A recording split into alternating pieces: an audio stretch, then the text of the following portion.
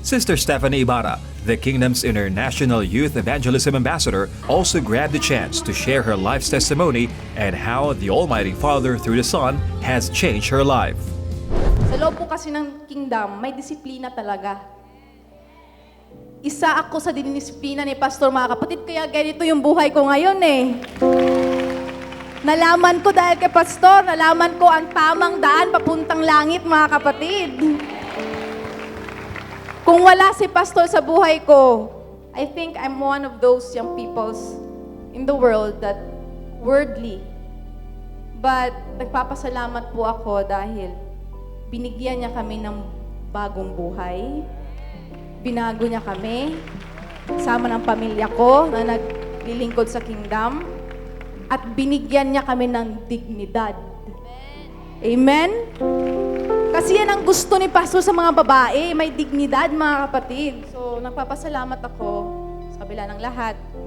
Binigyan tayo ng lakas ng dakilang Ama na tumayo, na tulad ni Pastor, mga kapatid. Kahit anong mangyari, hindi tayo titiklop. Amen? How could I express all my gratitude? Moreover, as part of her spiritual missionary journey, Sister Stephanie also joined the Kingdom citizens in Hong Kong in offering songs of worship and in glorifying the Almighty Father through the appointed Son. And I know it's not much, but I'm nothing else fit for a king, except for a heart singing hallelujah, hallelujah.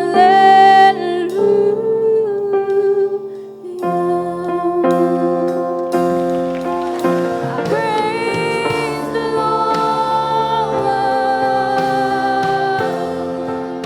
The gathering ended with hearts full of gratitude, strengthened by worship, and inspiring testimonies shared through the event.